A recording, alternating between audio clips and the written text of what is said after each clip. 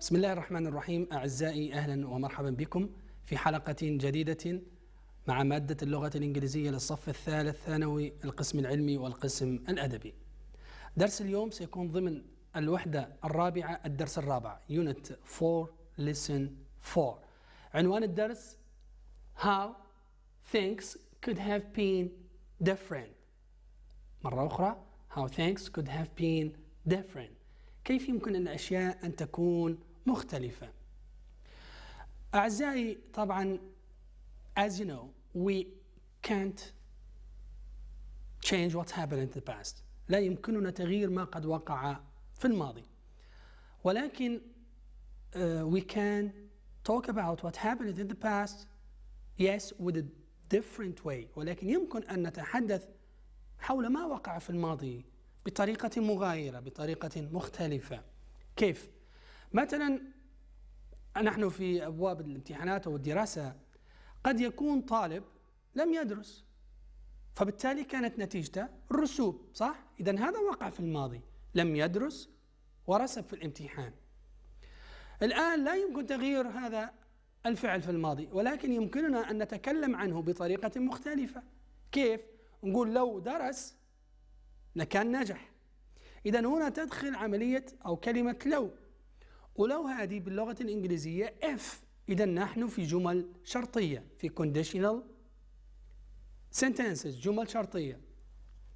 الجمل الشرطية أو النوع الخاص للحديث عن مثل هذه المواقف هو conditional type 3، وهذا ما سندرسه. conditional type 3 conditional type 3 اللي هي الجملة الشرطية من نوع ثلاث.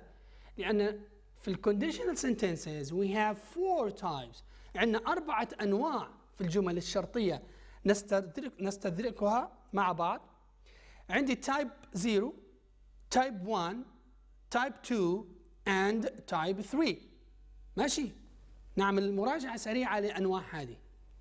Type 0 we use type 0 to talk about scientific truths or facts. إذا معروف أن type 0 نتحدث عندما نريد أن نتحدث على أشياء علمية، حقائق علمية. Type 1 to talk about possibility in the future، يستخدم للاحتمالية في المستقبل. Type 2 about what? Yes, imaginary or impossible، حول حاجات خيالية أو حاجات مستحيلة التنفيذ. Type 3 وهذا هو موضوعنا اليوم، للحديث على أشياء وقعت في الماضي ولكن نتحدث عنها بطريقة مختلفة. أول شيء دعونا ننظر في form of type 3، تركيب type 3. يتكون type 3 من F اللي هي أداة الشرط باللغة العربية لو، plus مضافا إليها past perfect الماضي التام، كوما الفاصلة، would have and past participle of the verb، والتصريف الثالث لverb. شايف هذا؟ إذن هذه تعتبر تركيبة التايب 3. الباست بيرفكت أو الجملة المحاذية أو التي تأتي بعد الإف عادة نطلق عليها اسم إف كلوز، اللي هي جملة أو فقرة الإف. ماشي. الجهة الثانية أو الجملة الثانية اللي تسمى في اللغة العربية ربما جواب الشرط نطلق عليها main clause. اوكي، main clause الجملة الأساسية. اوكي، past perfect مما يتكون past perfect الماضي التام يتكون من آتي: subject had verb in past participle. اوكي، هذا تركيب past perfect. إذن هذه جملة الإف، ثم كوما التي تفصل الجملة الأخرى، subject فاعل would وhave والverb in past participle. شفت هذا التركيب؟ إذن هذا التركيب هو تفكيك للتركيب اللي أعلاه. تمام، نأخذ مثال يوضح هذا الكلام. example he drove so fast، إذن قاد السيارة بسرعة عالية. he crashed the car، صدم السيارة. شايف؟ إذن هذا حدث وقع. This is what happened in the past. هذا ما قد وقع فعلا في الماضي and we can't change what happened in the past. ومعروف أننا لا نستطيع تغيير ما قد حدث في الماضي، لكن يمكنني أن نتكلم على هذا الحدث بطريقة مغايرة. إذا سنستخدم type 3. type 3. شوف الآن، لاحظ معي الجملة مرة أخرى. He drove so fast. قاد السيارة بسرعة. كيف يمكن نتكلم على هذا الجملة بطريقة مغايرة؟ نقول لو أنه لم يقود السيارة بسرعة، هذه طريقة مغايرة. الجملة الثانية he crashed the car. صدم السيارة. كيف يمكن أن نتكلم على هذا بطريقة مغايرة؟ سنقول ما كان قد صدم السيارة. شايف كيف؟ هذه الطريقة المغايرة. الآن نضعها في صورة type 3. ها؟ شايف معي؟ هذه الجملة. if he had not driven so fast. شوف if أداة الشرط لو. كل الجملة التي بعدها يجب أن تكون في صيغة الباست بيرفكت. نلاحظ he subject فاعل very good. had هذه الأوكسيلري، هذا هو المساعد. had not طبعا منفي. driven this is verb in past participle، هذا الفعل في التصريف الثالث. شايف؟ إذا كونا past perfect. if he hadn't driven so fast لم يقود السيارة بسرعة، عندي كوما الفاصل. he wouldn't crash the car.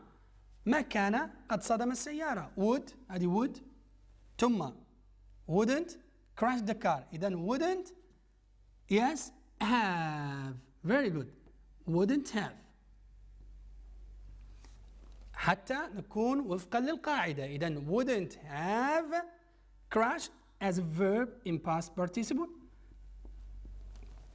the car ما كان قد صدم السيارة. إذا تكلمنا على ما وقع في الماضي بطريقة مغايرة. هنا تجدر الإشارة أعزائي إلى إن أردنا أن ننفي الجملة if we want to make a negative form of if clause. لو أردنا أن ننفي جملة if clause ستكون أداة النفي not. صح؟ تمام، هذه not. بس تكون بعد من؟ بعد الأوكسيلري. شايف؟ إذا النقطة مهمة. إذا hadn't had not or hadn't. good. لو أردنا أن ننفي المين كلوز، لو أردنا أن ننفي الجملة الأساسية، أين نضع not؟ شايف hadn't هذه النوت. إذا تكون بعد الwould. إذا دائما النفي يكون would not.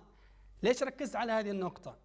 ركزنا على هذه النقطة لأن من المشاهد أن عندما نطالب بعض الطلبة بأن يكون الجزء الثاني منفي يجعلون أداة النفي not بعد الهاف، فيقولون have not. This is incorrect. هذا غير صحيح، والصواب هو would not or wouldn't. شايف؟ إذا النفي في جملة الإف حيكون بعد الهاد، والنفي في الجملة الأخرى سيكون بعد الwould. good. الجملة تصبح كالآتي: if he had not driven so fast he would not have crashed the car. Okay. The second example، المثال الآخر. he helped us، هو ساعدنا. we won the match، فزنا بالمباراة. حدثان وقعا في الماضي. اوكي. الآن لا يمكن تغيير، ولكن حنتحدث بطريقة مغايرة. اوكي. we will talk with a different way. حنتكلم بطريقة مغايرة. شايف معي؟ we wouldn't have won the match مثلا، ما كنا لنفوز بالمباراة if، شايف هذه if، هذه أداة الشرط. if he hadn't helped us، لو أنه لم يساعدنا. هذه الطريقة المغايرة. إذا ما كنا سنفوز won the match مثلا بالمباراة لو أنه لم يساعدنا. هنا الطالب يتساءل: هي if تأتي في بداية الجملة كما درسنا في المثال السابق أم تأتي في نصف الجملة؟ هنا الجواب يكون كالتالي: في الجمل الشرطية الكونديشنال قد نبدأ بالمين كلوز. مش الجملة الشرطية متكونة من جزئين if clause main clause تفصل بينهما كوما. لا، في الجمل الشرطية يمكن أن نبدأ بالمين كلوز اللي هو بالwould have and past participle. أوكي، مثل هذا المثال، شايف we subject would بس منفية مش مشكلة، wouldn't have موجودة في القاعدة، one verb in past participle، ثم F. شوف جاي جملة F جاءت تالية، he subject فاعل، hadn't auxiliary اللي هو المساعد، helped as a verb in past participle. إذا لك الخيار في أن تبدأ بجملة F أو تبدأ بالجملة الأساسية اللي هي المين كلوز. لكن هنا نلاحظ لو بدأنا بجملة F كما في المثال السابق يجب أن تكون في كوما تفصل بين الجزئين، ولكن لو بدأنا بالمين كلوز مثل هذا المثال لا داعي لوضع كوما، لأن F ستكون هي الفاصل ما بين المين كلوز والF كلوز، هي ستكون فاصل ما بين الجزئين. ممكن نأخذ صورة كاملة للمثالين حتى تلاحظ معي الفرق ما بين هذا المثال والمثال الثاني. شوف هنا هذا المثال الأول موجودة كوما، صح؟ موجودة كوما تفصل ما بين الإف كلوز والمين كلوز. ليش وضعنا كوما؟ لأن بدأنا بإف، لاحظ معي هذه إف. إذا عندما تبدأ بإف واجب أن تضع كوما. كوما is necessary to separate two clauses، ولكن في الحالة الثانية لم نضع كوما. ليش؟ لأن كانت F هي الفاصل ما بين الجزئين، باعتبار أننا بدأنا بالمين كلوز. أوكي؟ إذن هذا مثالين توضيحيين سريعين حتى نمر على الكتاب وربما نجاوب على بعض الأمثلة الموجودة في كتاب الحصة. Now please students open your course book page 45 lesson 4. تابع معي على هذه الورقة. أوكي؟ We cannot change what happened in the past. لا يمكننا تغيير ما وقع في الماضي، ونفس الكلام اللي كنا نشرح فيه. But when we think about how events كيف أن الأحداث in the past could have been different تكون مختلفة we use نستخدم هذه الصيغة F past perfect comma would have past participle. For example, the lady in the story drove through a red light. إذا السيدة في القصة قادت سيارتها عبر الإشارة الحمراء، هذا جزء. And so she failed her driving test. وبالتالي هي فشلت في امتحان القيادة. إذا أحداث وقعت في الماضي لا يمكننا تغييرها، ولكن نتكلم عنها بطريقة مغايرة. If she had not driven through a red light, she would have passed. لو أنها لم تقود سيارتها خلال الإشارة الحمراء لكانت نجحت أو اجتازت الامتحان. إذن هيكون التركيب F past perfect comma would have past participle. هنا you can change the order of two parts of the sentence. يمكننا تغيير جزئي الجملة، لأن الجملة الشرطية جزئين. هذا الجزء الأول سميناه F part أو F clause، وهذا الجزء الثاني وسميناه main clause or F part or main part الجزء الأساسي. التغيير يكون كالآتي. For example, the burger in France ate too much and fell asleep. He would not have fallen asleep if he had eaten less. تكون التركيب would have plus past participle F plus past perfect. Okay? Now, exercise B. Change the form of the verbs to make correct sentences about the past. 1. If you drive more carefully, you not crash the car. لو أنك قدت السيارة بأكثر حرصا ما كنت صدمت السيارة. نحاول أن نكمل بعض الكلمات حتى نتحصل على جملة شرطية متكاملة وفقا لما درسناه. نبدأ بكلمة if. لو if you هذا الفاعل، ومن المعروف أن الإف بارت يكون في الباست بيرفكت اللي هو الماضي التام، حيكون كالآتي: subject you، وحنجيب الأوكسيلري الخاص بهذا الزمن اللي هو had. الآن drive should be in past participle، لازم أن تكون في التصريف الثالث، صح؟ إذن if you had driven if you had driven تصريف ثالث. more carefully نكمل باقي more carefully بأكثر انتباها وحرصا. نضع كوما لأننا بدأنا بإف، إذن يجب أن نضع كوما. you أنت هذا السبجكت. الآن القاعدة تقول would have، والجملة هنا مطلوب مني نفي، إذن wouldn't. لاحظ معي wouldn't.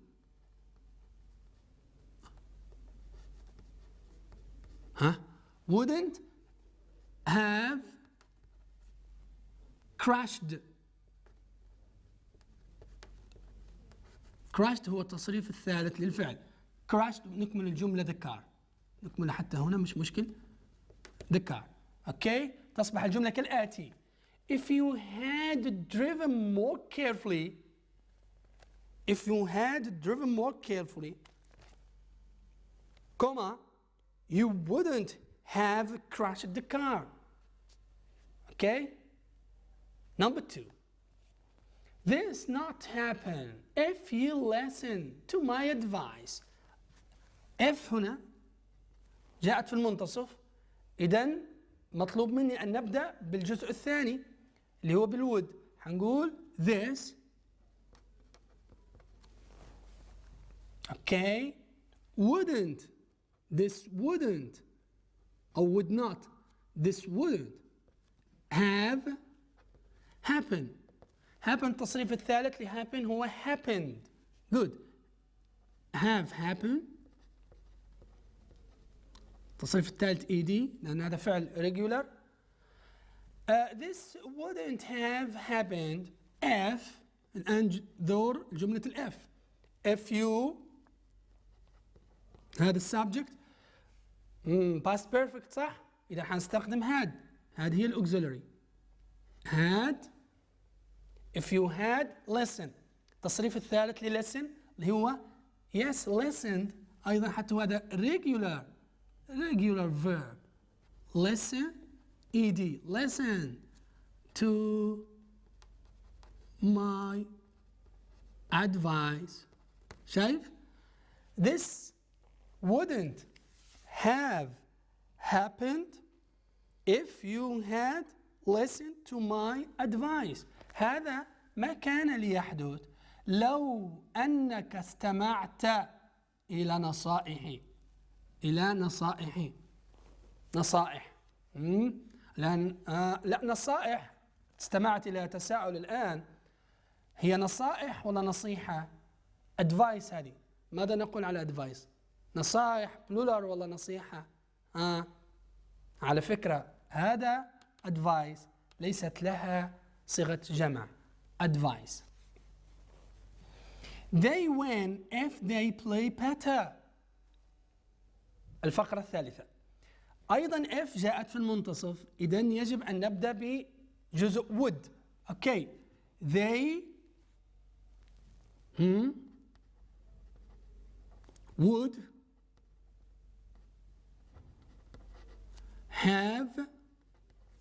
they would have won.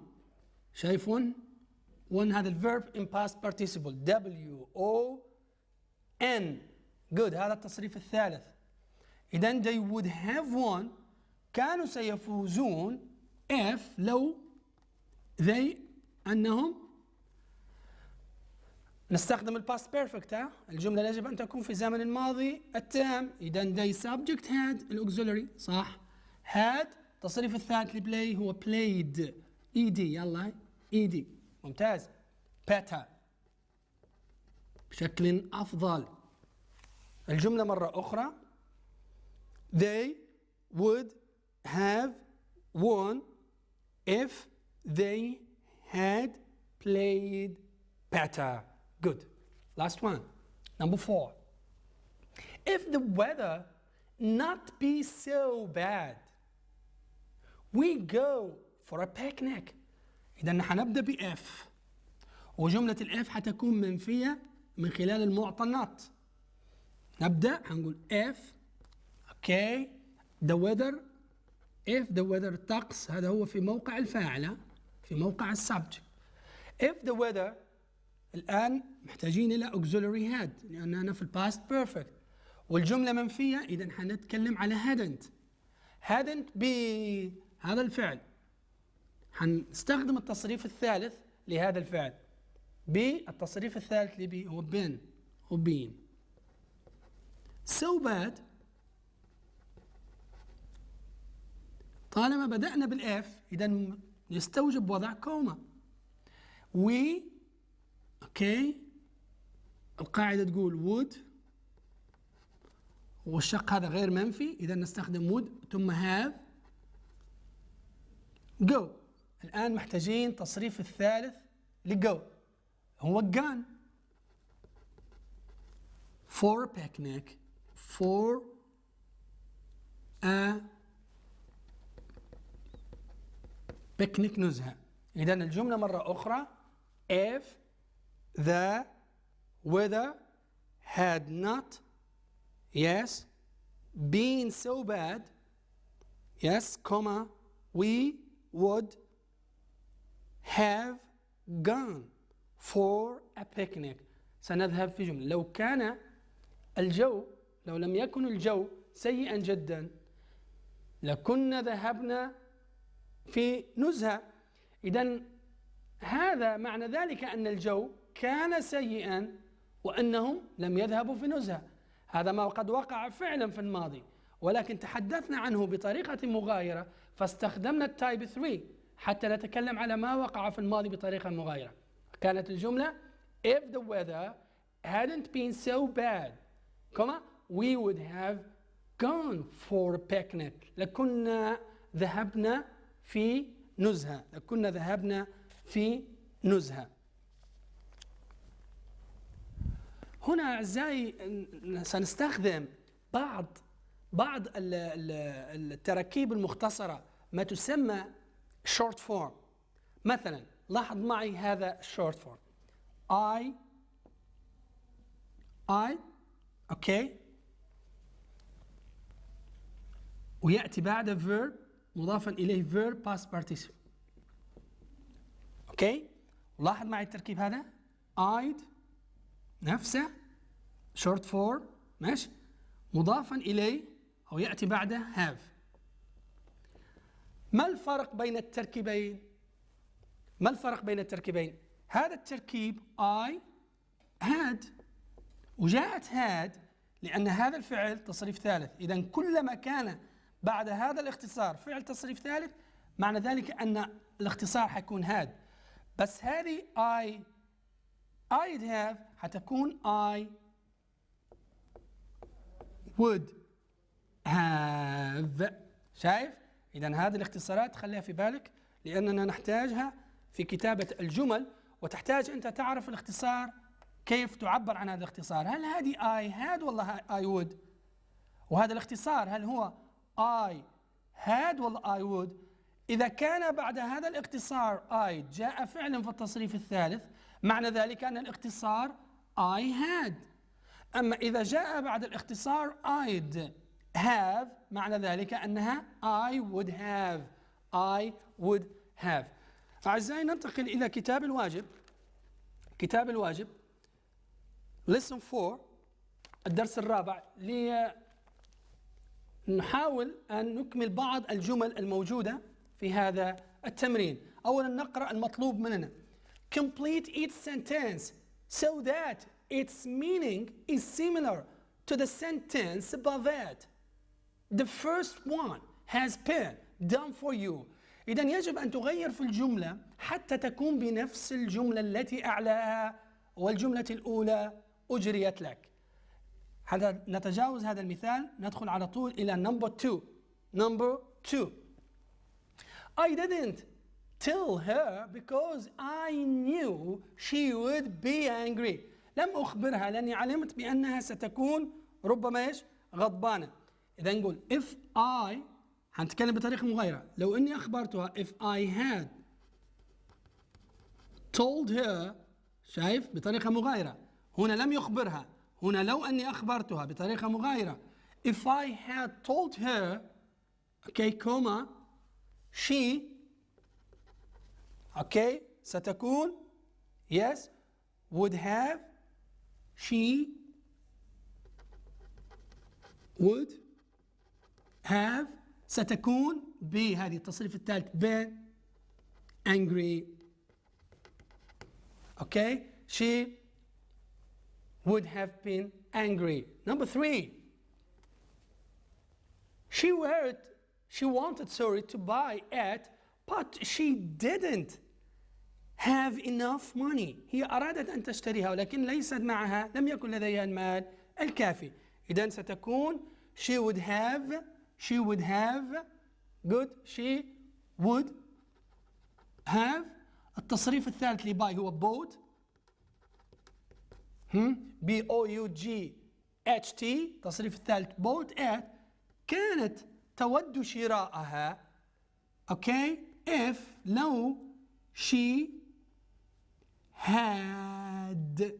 هذا وفقا للقاعدة الباست بيرفكت، فاعل وفعل في التصريف الثالث. الآن تمتلك التصريف الثالث تمتلك have، تصريفها الثالث had. لاحظ معي؟ إذن هذا تركيب عادي. if she had enough money، لو كان لديها المال الكافي. okay 4. I bought it because you persuaded me. أنت I bought اشتريتها لأنك أقنعتني بها. إذن هذا اللي وقع فعلا. لو أنك لم تقتنعني أو لم تقنعني بذلك ما كنت اشتريتها فعلا. I wouldn't have، شايف؟ I wouldn't have bought it، ما كنت لأشتريها if you hadn't، لو أنك لم تقنعني. persuaded